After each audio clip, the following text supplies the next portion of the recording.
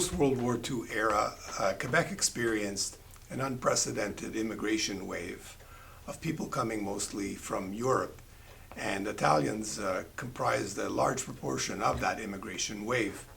When they arrived in Quebec, what was waiting for the immigrants in terms of a school choice for their children was what we refer to as a denominational school system. And by that I mean schools were organized along religious lines and broken down as French Catholic schools, predominantly French Catholic schools, English Catholic schools, and English Protestant schools.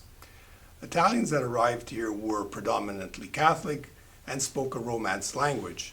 So ostensibly they had the right to send their children to French Catholic schools, and many tried.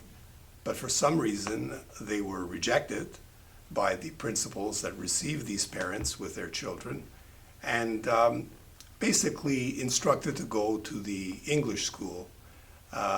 And we have to ask ourselves why that happened.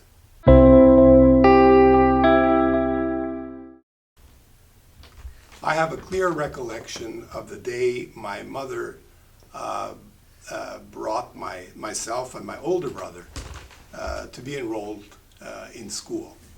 And at that time, I can tell you that the basis of my mother's decision to attempt to enroll me in a French school was proximity of the school to the home we were living in at the time.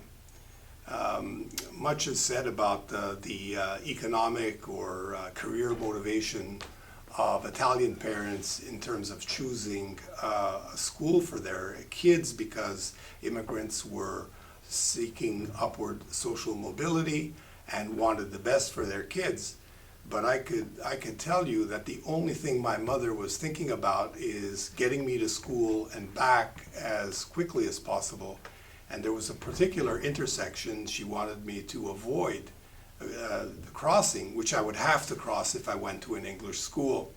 So I do remember going to that school, and I do recall the principal coming to meet my mom and to tell her that, no, you're Italian, and Italian immigrants send their kids to English school. It's not that far from here, you can go to that English school. So the response to my article has been really significant, and I could tell you that the responses are positive and can be broken down into two typical responses. And the first one is, thank you, Ralph, for writing this article, because this happened to me too. It happened to me when my family was living in Rosemount. It happened to me when we were living in Saint Michel. It happened to me when I was living in NDG. And so thank you for talking about that. And one of the things they say is, we used to explain this experience to Francophone colleagues at work or colleagues at university, and they just didn't believe it or didn't know about it. And so thanks for bringing that up, because it was important to us. And many expressed that it made me feel like a second-class citizen. It made me feel like I was an other. The second response that I got was, Ralph, thank you for writing this article, because I never knew this happened.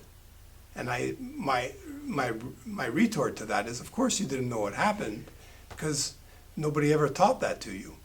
It's not mentioned in the media, and it's certainly not mentioned in our school curriculum, but it happened. And so many people have given me that response that although there are no scientific studies, there's no social science data, but it happened to too many people for it to be dismissed as an anecdotal occurrence. And to my mind, there was something far more systemic going on at that time.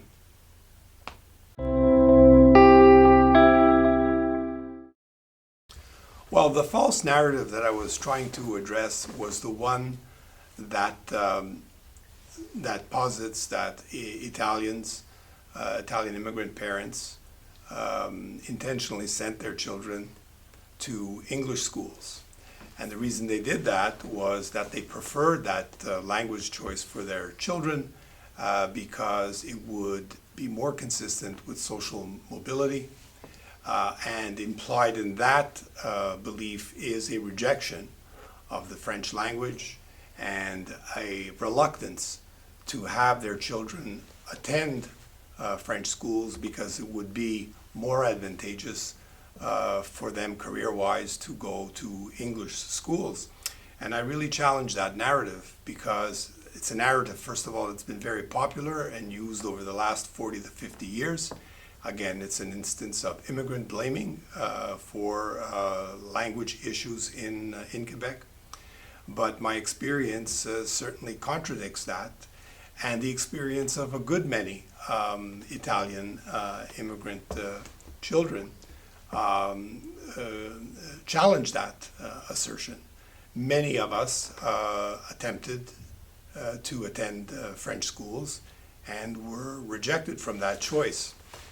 That we could do going forward, it would be to engage in a dispassionate and truthful discussion about what happened in the 50s and 60s and why it really happened, and to build on that. And I would really, really welcome a more scientific analysis of what occurred in terms of quantifying exactly how many of us were rejected. Because of course the skeptics' first line of attack would be, this never happened.